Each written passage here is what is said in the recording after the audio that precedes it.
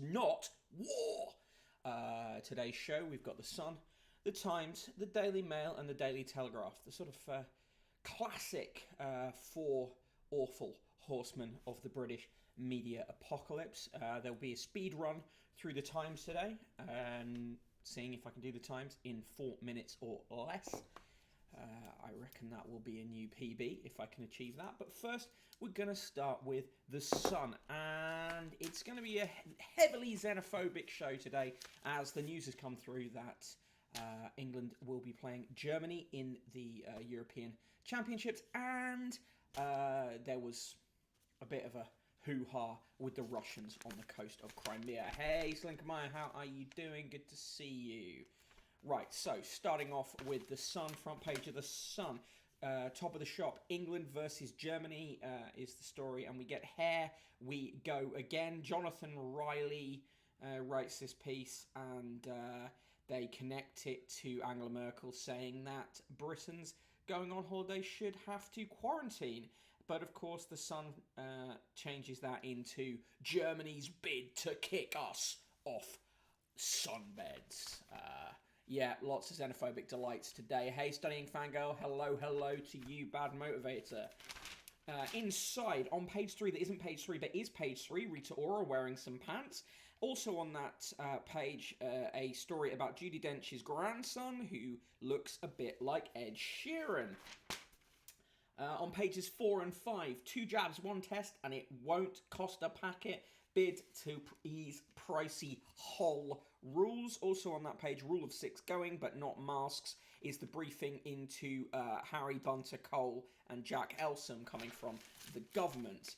On page 7, we've got the story that's trailed on the front page there, Love Island Chloe's fling with a city boss. Now, the front page headline says it's a fling with a city boss. The man in question, who isn't named, says there was no fling. And the way she had phrased it, saying, I did meet someone at work, I thought it was love at first sight until my manager reminded me of his wife and kids. It's one of those lines where it could mean she had an affair, or she tried it on with this guy and he said, actually, I've got a wife and kids. The man's daughter had tweeted, Dad's PA has gone on Love Island, admitting an affair. How's your day? So it was a story on social media a few days back, and the Sun has just got round to it. On pages 8 and 9, we've got the Queen saying poor Matt Hancock gets its coverage. It's a double page spread. Also with a thing about how Prince Harry still got money from Charles later than they thought, but I don't actually think it proves that he said anything wrong, to be honest. Although they shouldn't have any of that money to begin with. On page 11, a woman who was pictured on the front page of the papers cheering along to England. She's, conventionally attractive woman. 18, of course, so just within the realm of the Sun being pervy over her. Anyway, it turns out she's also a football referee, so excuse to put her in the paper there. Hey, C122, H122, how you doing? Thank you for joining us. We review the newspapers on here, and that is what we are doing. On page 12, Ross Clark says the Prime Minister should set us free. I don't know about you, but I feel pretty free, to be honest, in so much as anyone can on this cursed island. On page 13, they got an excuse to show Lily James, playing Pamela Anderson. Can't show you the picture because it would be a TOS violation. And also on that page, the claim that Bez of the Happy Mondays once turned down an invite to go to Julia Roberts' house. This is the Sun ripping this off from a This Morning interview with Sean Ryder yesterday. Good afternoon to you, Mark. Hope you're doing well. On page 14... some old shit. On page 15 they put, this is an actually important news story and it gets dumped on page 15. The police officer who killed Dalian Atkinson has been found guilty of manslaughter, convicted of manslaughter but cleared of murder. It's the first conviction of a police officer for the killing of a member of the public in 35 years. Tara writes, I think all the allusions to prison and non-freedom are so weird and grim, like prisoners are practicing in solitary confinement right now. Exactly that. Mark Kanosis says he's doing well. Spent the last hour reading scanned issues of music from the pre-9/11 era and having complex feelings. Amazing scenes. Hey, Red Tixie, good to see you. Rod Little is awful. He says, a 4-day working week, great, but who's going to pay for it? When there was an enforced 3-day week, productivity in the UK didn't in fact go down at all. Anyway, there's a lot of shit there. There's a Holly Willoughby of This Morning said in an interview she doesn't wear underwear in bed, so that's given The Sun an excuse to ask a range of other women whether they wear underwear in bed, including 2 former Page 3 girls, contributing editor to Fab Daily, the editor of Fab Daily, The Sun's sexpert, Georgette Cully, and Megan Barton Hanson. Some do, some don't. Is it worth the double-page spread in a national newspaper? I would say no. The war games, tussle between the Russian and UK ships makes it onto page 21 with the headline "Change Course or Will Fire." We'll be discussing that more with the Daily Mail, who had a journalist on the ship. Curious that, and has written some real boy's own bullshit about it. In the Simon Boyle's bizarre column, it's as tedious as ever. Not going to really even bother with that. A couple chopped off half the branches of a neighbour's tree in a petty dispute about nesting birds, it says. No country has more petty neighbours than the than England, really. Predominantly England. This is where is this? They write really. You see, Sun journalism's appalling because why, what, when, why, and how is the news. You get that in very early on. They tend not to do that anymore. Waterthorpe in South Yorkshire. There. The Sun first became a tabloid newspaper in 1969.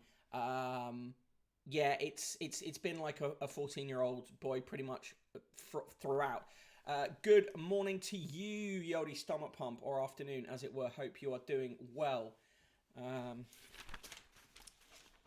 Moving on, there's a double-page spread of government propaganda about weddings. Farage's face says, friend has a neighbour who took all the petrol out of some builders' vans because they were doing some work on a house near here. Jesus. People have started getting their pugs to pose so they look like loaves of bread.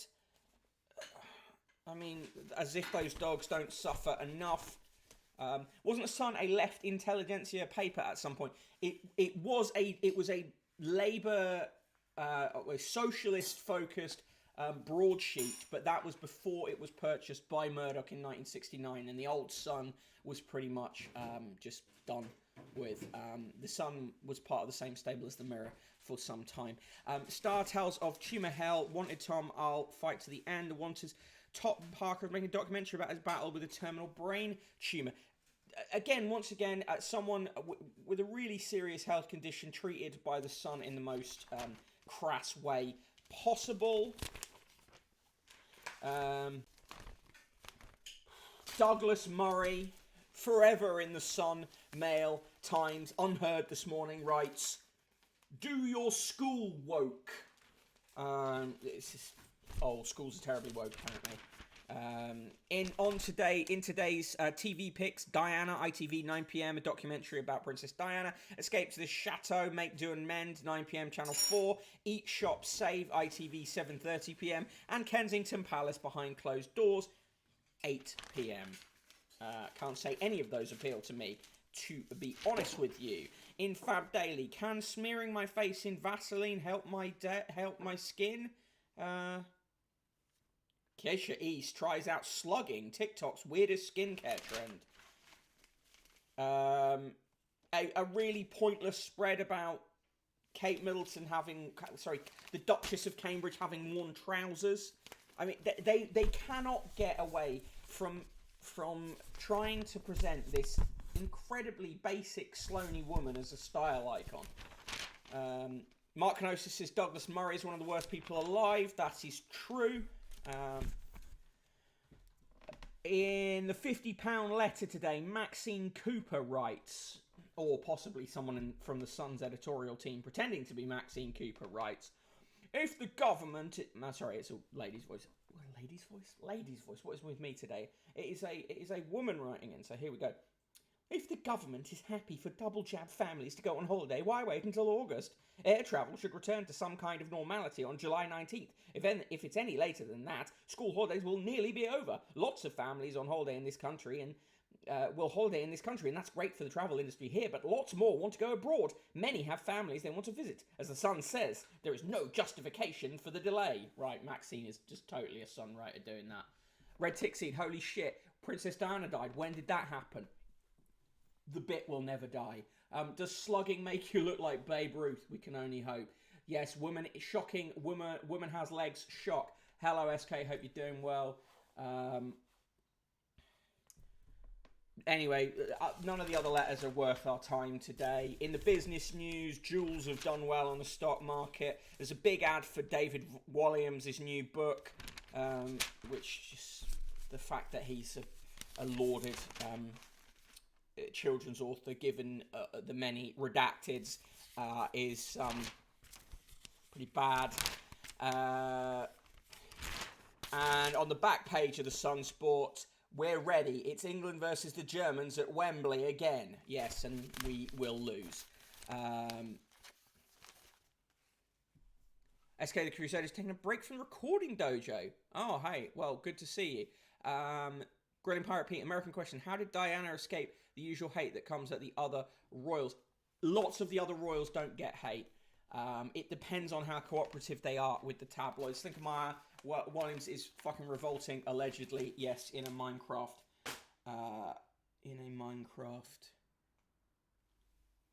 simulation. Okay, let's now. Kinu92 says it will be hilarious when England lose to Germany at Wembley.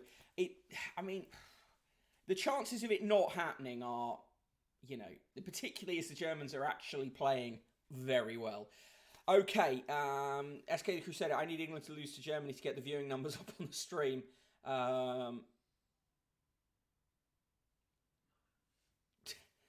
Markinosis says penalties have to go on so long that Southgate has to take one and fucks it 1996 style. Yuan, yeah, Diana didn't escape the hate. She was simply retconned once she died. I have the private eye. I'll try and find it. I have the private eye from...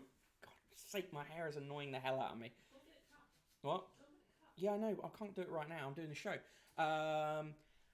Yes, I have the private eye from the week that after Diana died, and they made a very good comparison between... In fact, I will find it. They did a very good comparison between what the papers were saying about her prior to her death and what they were saying after it. Here it is. Yeah, this was the cover. Media to blame. The papers are a disgrace. Yes, I couldn't get one anywhere. Borrowed mine. I've got a picture of the car. And then inside, their very first page in there compared what they were saying before to what they were saying after. We'd look at that one day, maybe.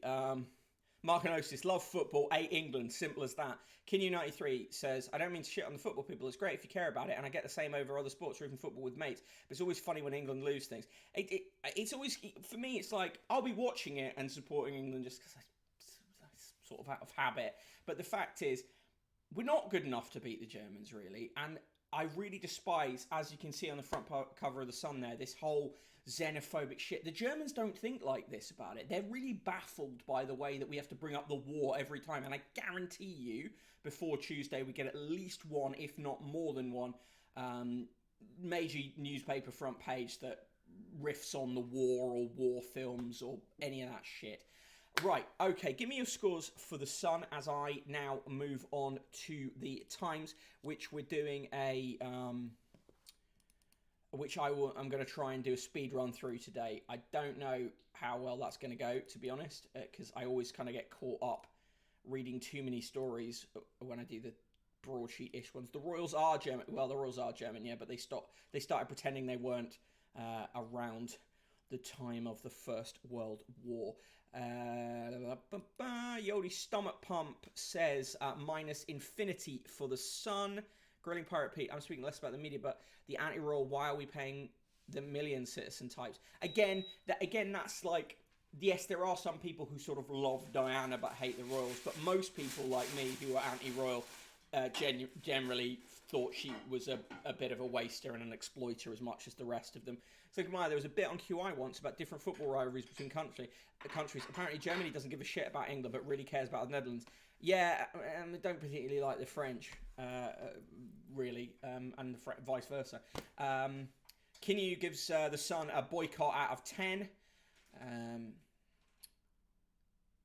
Okay, and Mark Canosis gives it minus 100 England fans singing the Great Escape theme tune, and classic triple negative nice from Salinka Meyer. Hold on, the Great Escape is one Britain now.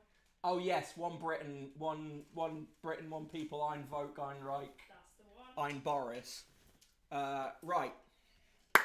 Here we go. Google, set timer for 4 minutes.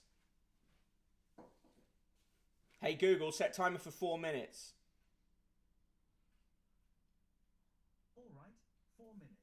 And we're starting now.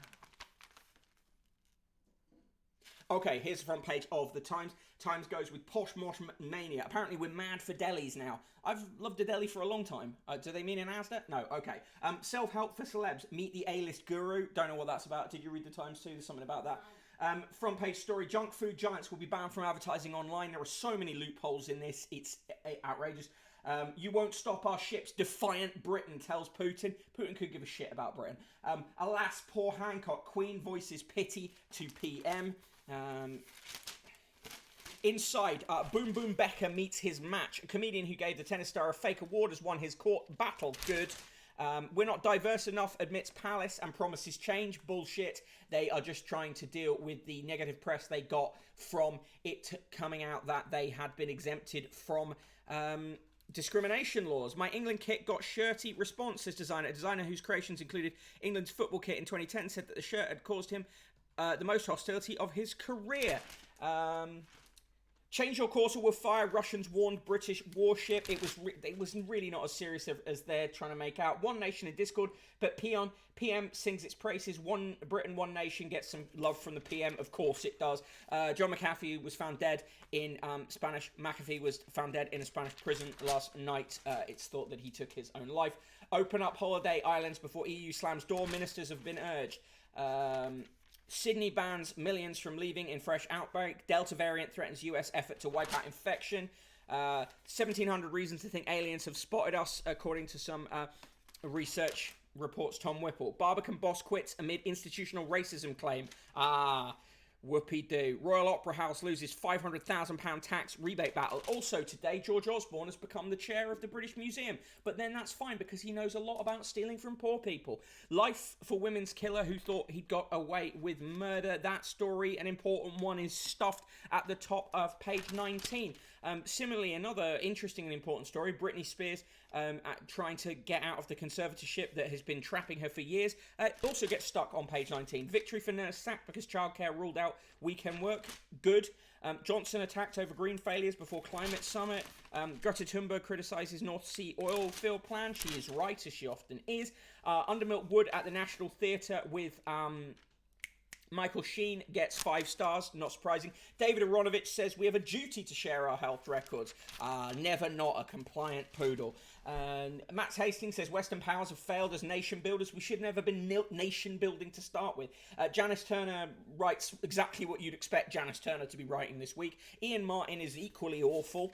In the birthdays, well, we're not doing those because we're trying to do a speed run, but, you know, fine. Biden targets gun ownership to stem summer violence. It will come to nothing. Cat burglar preyed on celebrities' mansions in France. What a French story. Front page of the Times 2, confessions of an A-list guru. Front page of the Game supplement, history maker Cristiano Ronaldo scores 2 against France to keep his side in the tournament and go level with Ali Dai's world record of 109 international goals. He will obviously break that record.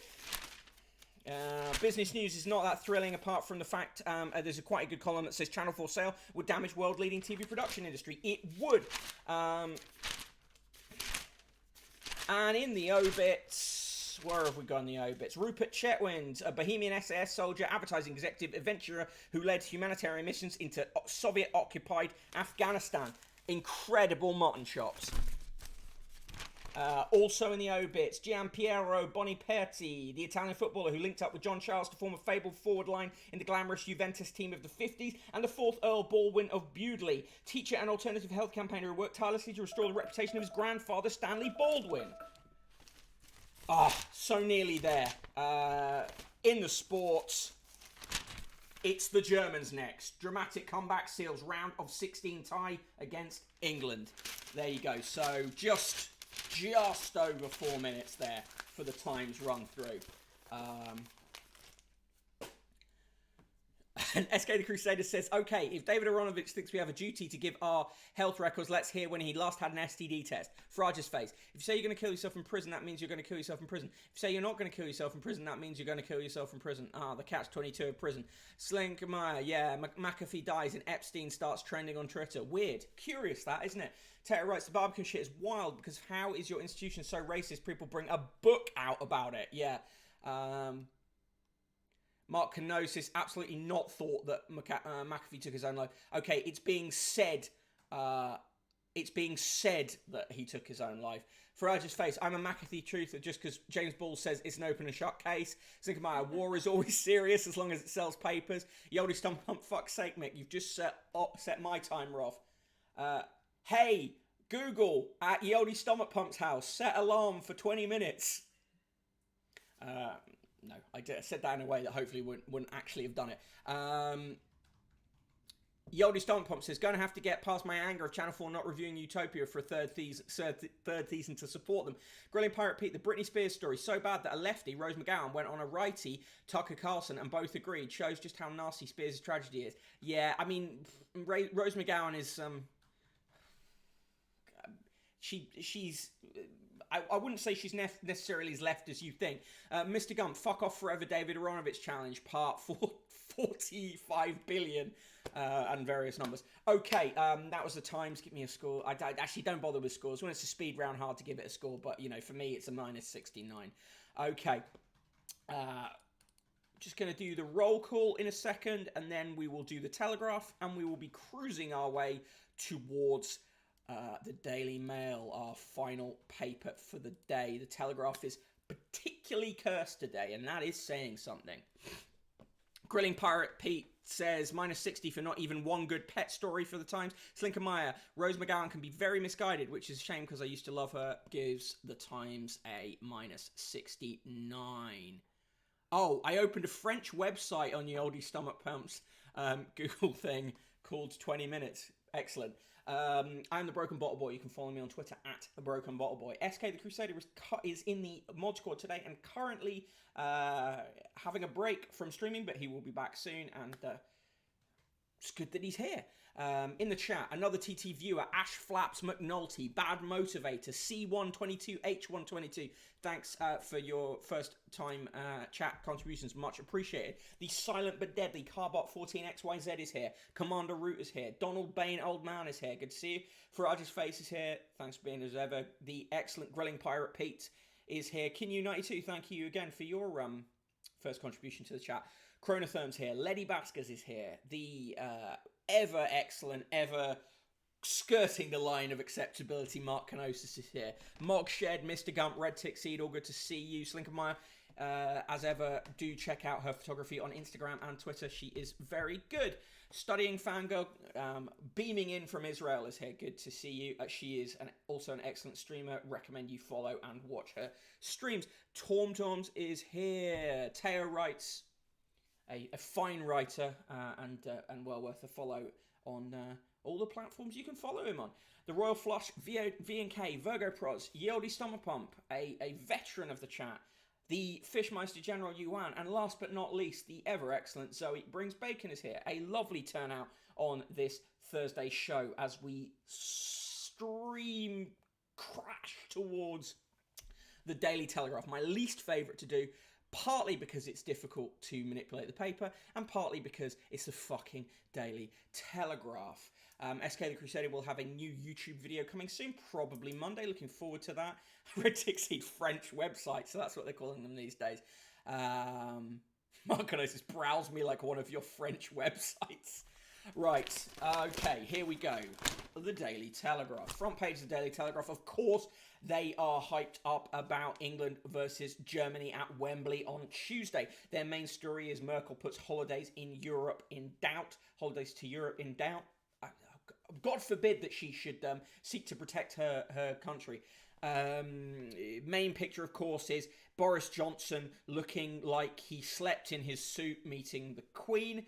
Alistair Heath, who is honestly a deranged individual and is the editor of the Sunday Telegraph, writes, "Decadent Britain is sleepwalking into a vortex of permanent decline." I mean, it's the kind of headline that you might have found in Der Stürmer in the early 30s.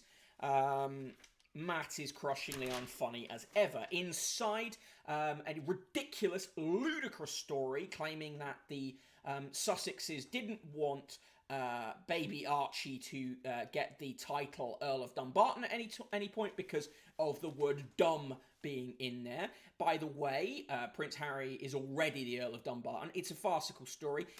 Decadent, yeah, I know, decadent. If you haven't read today's newsletter, I go into it a bit more about what is the particularly disturbed royal coverage of Camilla Tominey.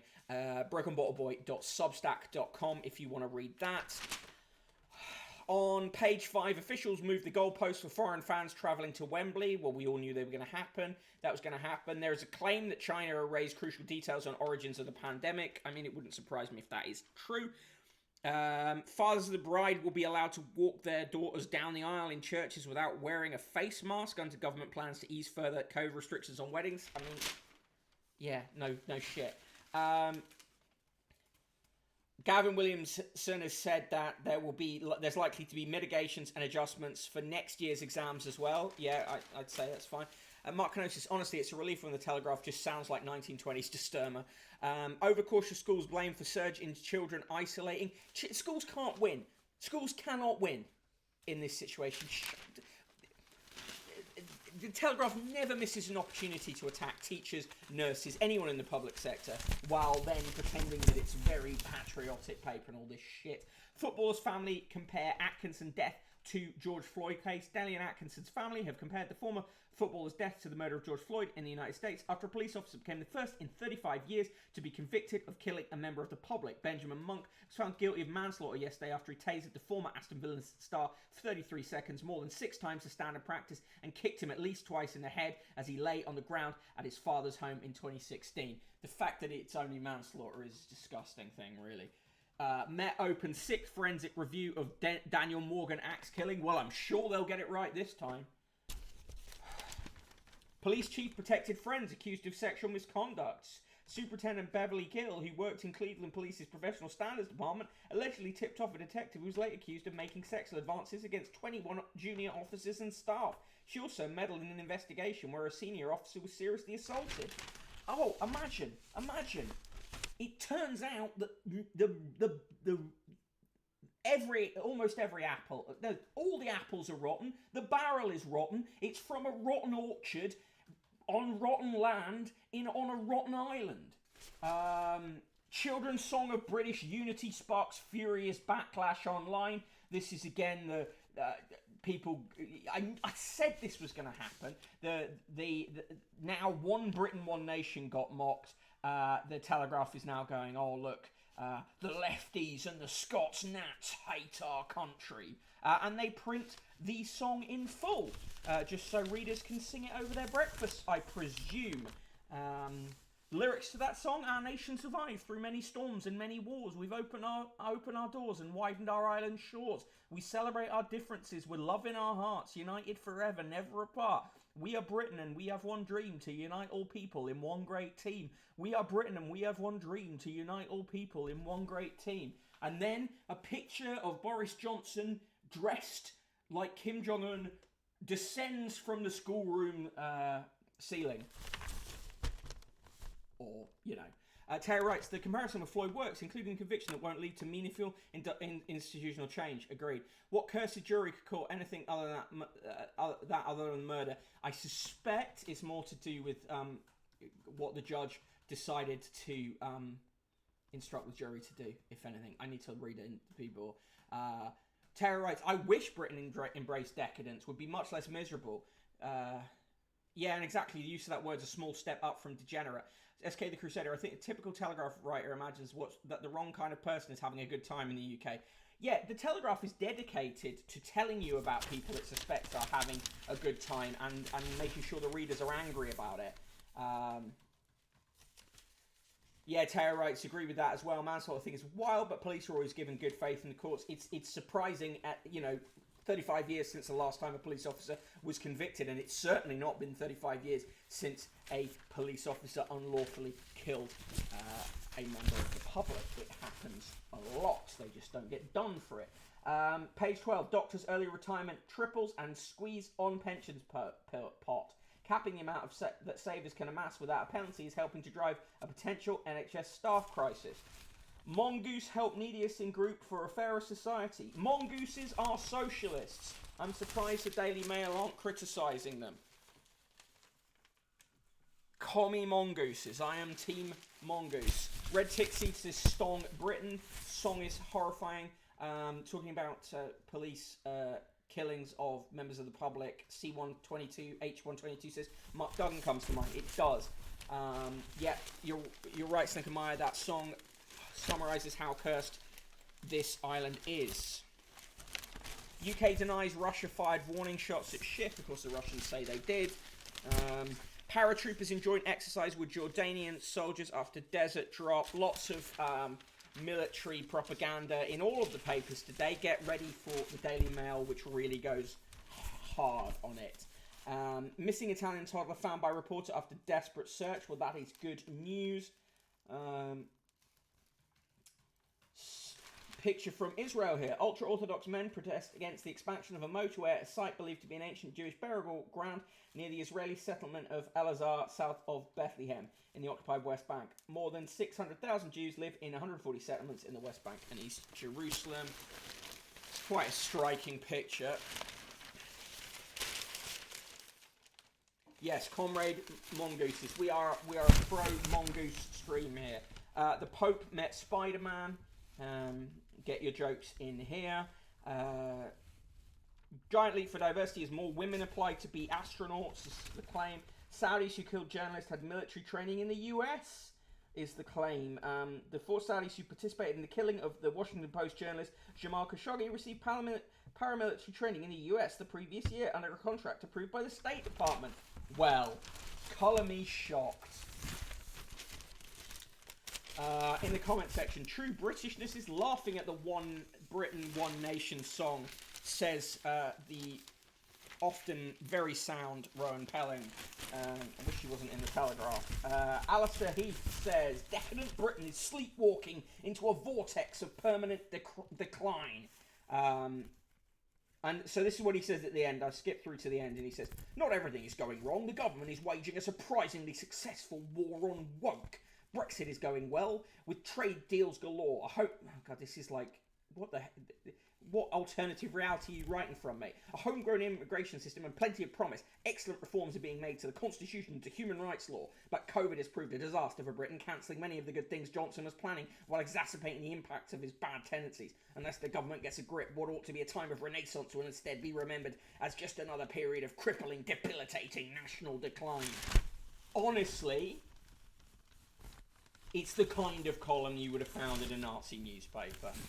SK the Crusader, permanent decline has been here forever. Agreed. Absolutely slathered in military propaganda today. Terror writes, British collapse in our lifetime, police. Slinkermeyer.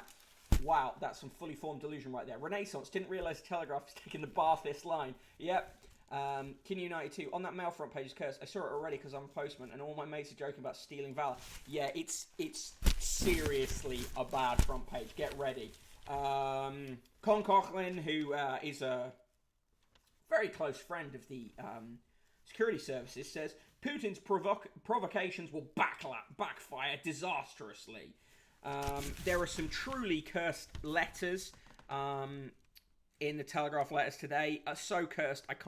I don't want to make a big deal of them, but the letter from the editors of the Cherwell newspaper in Oxford, saying that the media storm that the Telegraph caused, claiming that they were going to be censored, isn't true. Gets a tiny space, and of course there's no follow-up news story, because because what the Telegraph is actually engaged in is censoring facts around the news if they disagree with the culture war line that it takes. And Alan Cochrane claims Sturgeon's SNP is busy imploding all on its own. Is it now? Is it? In the features page, they decide that Bukayo Saka is is a footballer they can be proud of because he got A stars in his exams. Finally, a footballer we can be proud of. What of Marcus Rashford? Is he not a footballer we can be proud of? There are many others who are who are far more laudable than the politicians we've got. But there you go. Panic attacks, anxiety, fear of going out. Meet the children suffering from locked-in trauma. Of course, the Daily Telegraph is engaged in hyperbole, a think of the children style thing. Michael Deacon says a cashless society will be a joyless one, particularly for children and charity. Nothing must ever change, apparently. I used to hang a towel over the bathroom mirror. 60 years on from the Parent Trap, its star Hayley Mills looks back on the pitfalls of finding fame as a child. And Breathe at the Almeida Theatre in London gets 4 stars. Under Milk Wood gets 4 stars from the Telegraph. In the obits, Douglas Livingston gets an obit there. His obit in the other papers ran yesterday. Jean Lamont, the violinist and conductor of the Baroque ensemble Tafel Music, has died. And Christopher Dobson, foreign correspondent who enjoyed an incident-packed career in hotspots from Moscow to Tripoli, has died. Quite an interesting obit, that one. In the TV recommendations, they recommend Diana on ITV 9 p.m. What a surprise! And Supervet 8 p.m. Channel 4. That is the Telegraph today. Oh my God, it's just so hard to. It's because it's designed to be read at massive breakfast tables. Right. Finally, give me your scores for the Telegraph. Finally, we come to kind of the military ties between Saudi Arabia and USA. Incredible. Never. Imagine that. Who could have predicted it?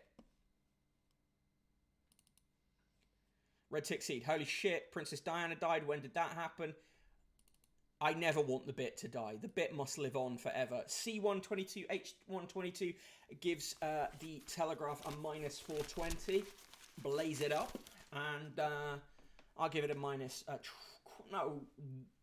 quintuple negative nice. Minus 69, 69, 69, 69, 69. SK the Crusader. The bit, unlike Prince Philip, will live. Slinkermeyer gives the Telegraph a triple negative nice. So here we come to our final paper of the day. It is the Daily Mail. Of course, having benefited from the incredible coincidence that they had a journalist on board HMS Defender as it sailed across the coast of around near the coast of Crimea in disputed territorial waters, as the Mail frames it. He has written an absolutely ridiculous story, really hyperbolic, desperately wishing for war to happen. As you can see from the big quote here, cannon shots ring out as I crouch beside the bridge. The deafening roar of Russian jets fills my ears. Mailman on ship as Putin gunboat opens fire. It fired warning shots, if it fired them at all, and they were well out of range, which the Mail journalist Mark Nichol admits in his story. And basically what happened here is a Daily Mail journalist got in the way of a bunch of sailors. On page 3, a big picture of the Pope meeting a man who dresses up as Spider-Man. Spidey meets the Caped Crusader. The only Crusader we like on this channel is SK the Crusader. Then you get a double-page spread on pages 4 and 5 with the headline, Russian jets thundered overhead. Our crew ready Sea Viper missiles. Wars have started over less. Daily Mail's desperate for a war. It craves a war with every fibre of its disgusting being. And the deck on this reads, minute by drama-drenched minute, our defence editor witnesses bullets fly as Putin's forces target British warships as tensions boil over in the Black Sea.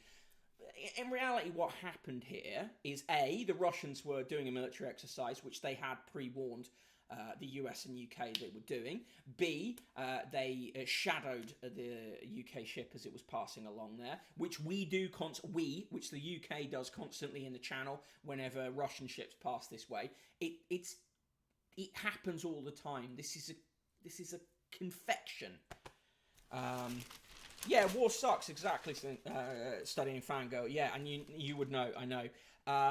Pages 6 and 7, UK's new Kremlin crisis. Our relations with Moscow hit new low after clash with warship. Remember, Russophobia is a very important tool for populist governments like the UK's government at times like this. We need an enemy without. They create enemies within, which is the culture war, and they create enemies without. The Russia of today is far less of a threat than it's been in decades. And of course, we get a column from Edward Lucas saying, we're paying the price for years of blind complacency. This is all in aid of ensuring that military spending goes up and military contractors get more money. Their coverage of the death of John McAfee is tech tycoon McAfee found dead in cell. Pages 10 and 11, they say Charles didn't axe Harry's cash. Well, he did eventually. He did cut him off. He's been cut off now.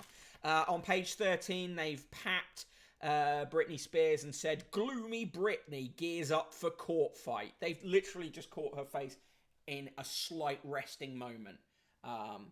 Yeah, it's almost as, you're right, SK, it's almost as if the problem's capitalism. Who would have imagined that? More coverage of the horrific cat murderer story. On pages 14 and 50, they cover the Daly and Atkinson story. They give the headline, Taser Cop Guilty of Killing Star. As usual, the most respectful possible headline from the Daily Mail. And they really place the blame on Daly and Atkinson with a pull-out box that says, troubled superstar Dalian suffered as he fell on hard times. Just blowing the dog whistle there. Why does the Mail want war so badly? Does it want young people to die? It does hate young people that much. It wouldn't surprise me. Alex Brummer says, I'm crying foul that Britons are trapped at home while 2,500 fat cats are jetting in to watch the Euros. Classic tabloid one there. Fat cats. But remember, they're only fat cats when the Daily Mail feels like it. Most of the time they're entrepreneurs or wealth creators. On page 17, Mrs. Livingston, I presume, her husband took the credit for exploring deepest Africa, but a major new exhibit reveals it was thanks to his even more fearless wife. Celebrating colonialism. Ian Birrell says Orwellian oppression is stamping out the last flickers of freedom in Hong Kong. They say this even as they're starting to try and put the online harms bill through, which itself is a censorship bill. Henry Deeds' sketch is awful. Let's not bother with that. A Rembrandt has been cleaned up 300 years after being lopped. Work is back to original size with the help of AI. They've basically used AI to try and generate what the background on the outside of that picture was. Oh yeah, one hell of a front page. Really a deranged front page. On pages 22 and 23, they say Merkel, make Britons isolate. Malta and Balearics ready for greenlist. Theatres and music venues will lose billions if restrictions stay. Yes, well, that's true. 25 on page 25, the Queen's sympathy for poor man Hancock. Well, Boris Johnson spoke over her. We don't know that she was intending to be that sympathetic. Students are less satisfied than ever is the spin that Eleanor Harding is putting on the latest student satisfaction survey. One, this survey's bullshit. Like, this survey's very like that. Two, the marketisation of higher education has meant that students consider themselves to be, what do you call it? I've lost the word. Customers. Which is also, and you've got stuff like Gavin Williamson today saying that the aim of higher education is for you to get a better job. It's, customers, bingo. On pages 26 and 27, let me see my children. Astonishing scenes. A socialite who shot dead Belize police chief ambushes son of billionaire Tory peer live on camera and demands access to their twins. Oh, jeez.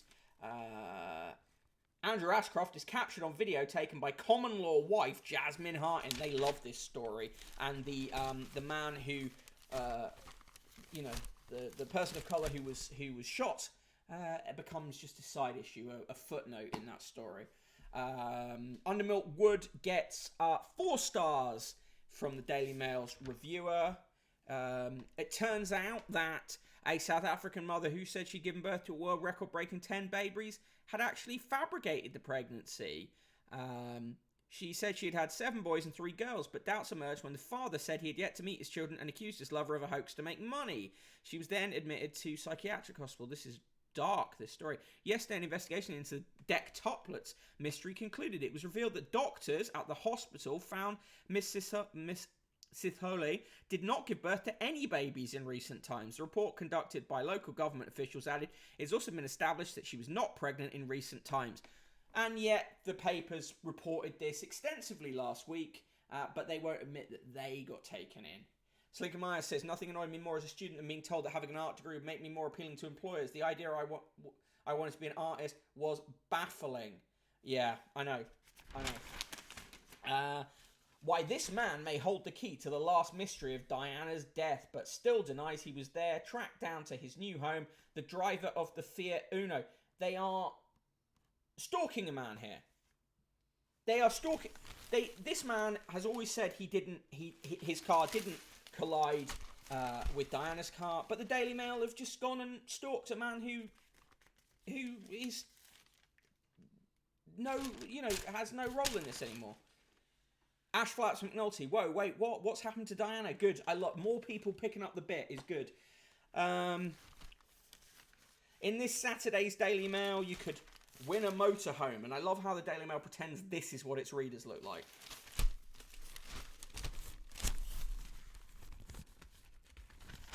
Tomorrow in the Daily Mail, pregnant, engaged, murdered, the truth behind those conspiracies. Oh, Jesus.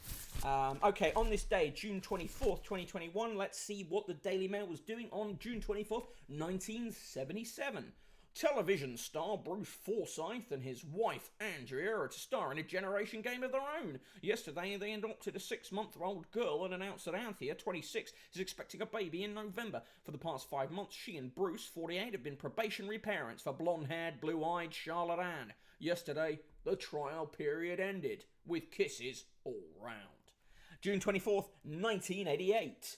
President Reagan has confessed to being an FBI spy after 30 years of silence. In a TV series to be screened next month, he admits being recruited to report on fellow Hollywood stars during the communist witch hunt of the 1940s and 50s. They wrote spy, I'd say knock.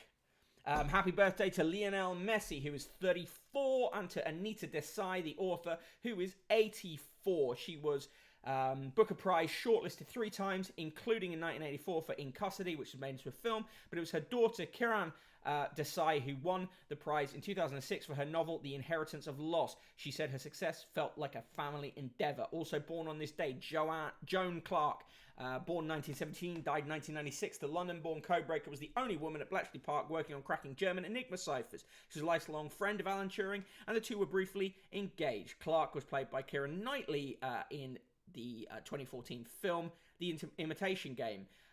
Clark was recruited into the government code and cipher school by one of her supervisors at Cambridge, where she gained a double first in maths. She did not receive a full degree, which women were denied until 1948. Also born on this day in 1850, Herbert Kitchener, the Your Country Needs You dude. As Secretary of State for War in the First World War, the Irish-born First Earl Kitchener was the face of the most famous British Army recruitment poster ever produced, Your Country Needs You. He drowned after being sent on a diplomatic mission to Russia when his ship HMS Hampshire was sunk by a German mine off the Orkneys. On June 24th, in 1717, 4 London Freemasonry lodges formed the world's first Grand Lodge, and in 1981, the Humber Bridge opened. Quote for today, a good painting is equivalent to a good deed. That was Vincent van Gogh. Joke of the day, how does the moon cut hair? Eclipse it. Yodi Stomach Pump says, the day Diana died, my mum took us on a planned trip to Pleasure Island at Cleethorpes. It was great because it was so quiet. The next day, my appendix ruptured, which was less good. Yeah, eclipse it, I know. This man holds the secrets of Diana's death. Ooh, Prince Philip's seance. Yeah.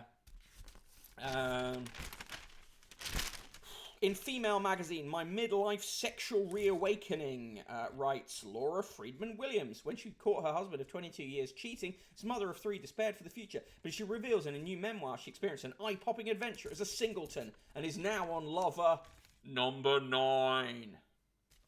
9 lovers. Good lord. Hasn't even made it to double figures. Shave your legs, spritz on perfume, slip into a pair of heels, and go with the flow, she says. Jesus fucking Christ. On the front page of the Euros verdict pullout, Rockin' Ronnie is what they say about Ronaldo. The big question is, should you wear pants with your pyjamas? Yes, the Daily Mail has covered it just as the Sun did. Sophia Money Coots, the most ridiculously named woman in the British press, says yes.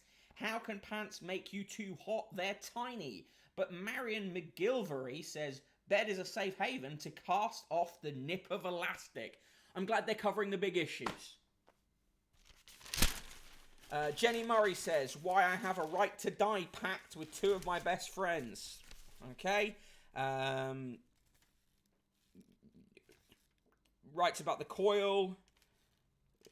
Attacks the BBC, is annoyed by the way BBC frames things on iPlayer. The British couples who pay £40,000 for a child from Ukraine's hellish baby factory. It's not in fact a baby factory. It's his surrogacy clinic, and I wonder if it's as grim as they suspect. If it is, perhaps the way that the Daily Mail is reporting it is an irresponsible way and could be done in a more sensible way to really get the point across.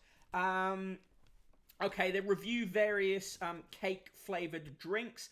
Mrs. Cuthbert's British gin liqueur Victoria sponge cake gets 4 out of 5. Tangy banana bread beer, Eagle Brewery banana bread beer gets 4.5 out of 5. Jaffa Cake rum gets 5 out of 5. Todka Banoffee vodka gets 4.5 out of 5. Tiramisu liqueur is 4 out of 5. 1920 Sticky Toffee Tipple. O'Donnell's Sticky Toffee Moonshine gets 4 out of 5. And Tiny Rebel Pump Up the Jam Pale Ale, which apparently is meant to taste like a donut, only gets 2 out of 5. I say drink real booze.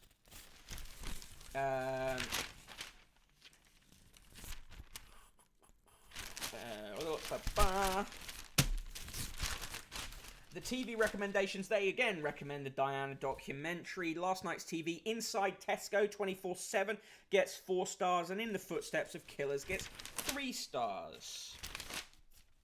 In the cartoons today, Garfield is sleeping, Chloe and her friend are drinking and talking about men, and Fred Bassett tries to jump over a river and lands up in the river. Poor Fred. We still campaign as ever to get him transferred to the Beano where he truly belongs. Oh god, a Big Follows person. No thank you, Big Follows.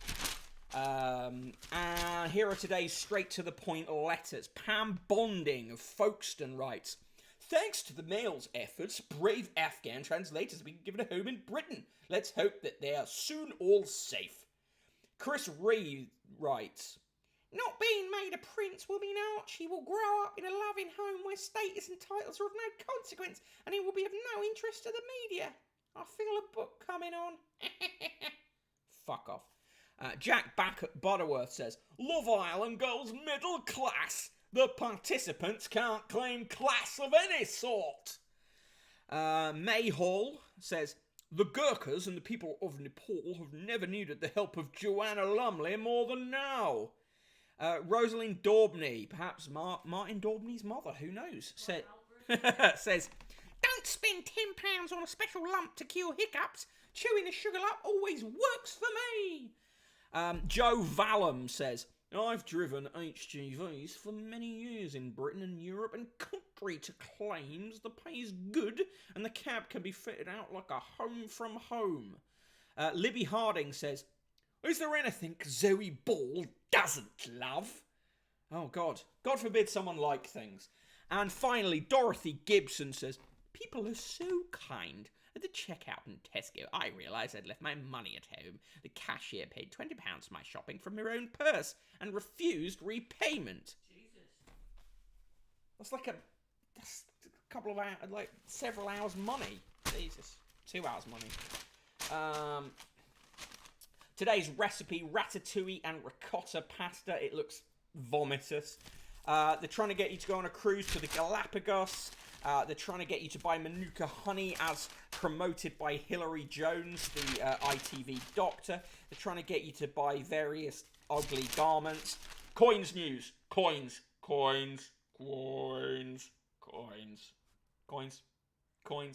You always don't pump. Gate peaking delicious drinks, Mick. For shame. No, man, they can drink whatever drinks they like. My preference would be for proper booze. Yes, the coins. An original King George V gold half sovereign. Yours for just £83. Just £83, devs. Gold half sovereign. Coins? No coins. No coins. Sorry. Coins. There you go. So that's today's coins.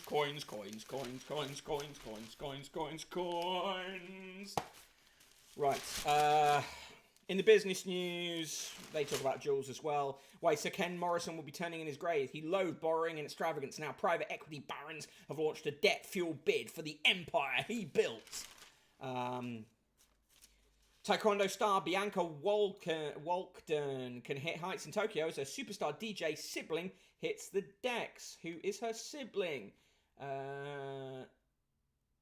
Oh, okay. Her brother is part of Grammy-nominated DJ duo Camel Fat.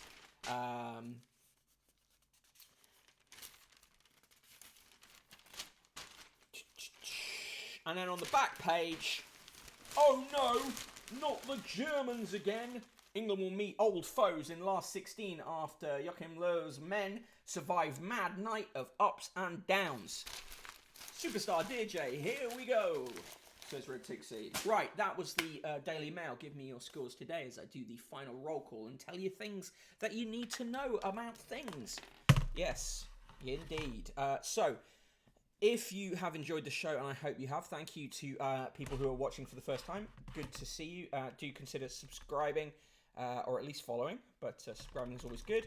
I have a daily media newsletter. I should just have these on a quick button thing, but I have a daily media newsletter called Conquest of the Useless. It is free to receive, but if you like it, consider upgrading. You get extra newsletters and access to other stuff, but I write the newsletter 7 days a week, and it's the best way to know about the British press without having to read the British press. Also, if you've enjoyed this show, consider chucking some coins. This is the only time that person in the room supports coins into the newspaper fund. It helps me pay for the show, and also if you put in the notes what magazine you want me to do in the magazine special on Friday, I might get that magazine. And very last but not least, in the throwing around of links, do join the Discord. We've got a Discord where lots of people who watch this show are now members, and we talk about stuff, and it is good. Slinkmeyer says, I can vouch that Mick's newsletter conserves my sanity. Thank you very much for that. I really appreciate it. So there's the Discord link. Consider getting involved with any and all of those links. Thank you, Red Tick Seed, for your score for the mail, which is a triple negative nice. Slinkermeyer in with a sextuple negative nice. minus 69, 69, 69, 69, 69, 69. And that is our show for today. Yuan in with the classic 4 fishes rating. Mega fishy. So, I will be back tomorrow at 1 p.m. for the Friday show. It will be a magazine special, so 3 papers and 1 magazine. You've still got the chance, if you throw some coins into the newspaper fund today, to be the person who picks what that magazine is. Definitely, we'll be trying to get a copy of Viz, but there's space for another magazine. Thank you, Zoe Brooks-Bacon, for watching the show, and thank you all for joining me for this Thursday stream. As I say, back tomorrow at 1. In the meantime, check me out on Twitter if you want to talk to me there, or just come chat in the Discord. It's always fun, and I appreciate those who've started chatting in there more. All right, all. Have a good one. Bye-bye.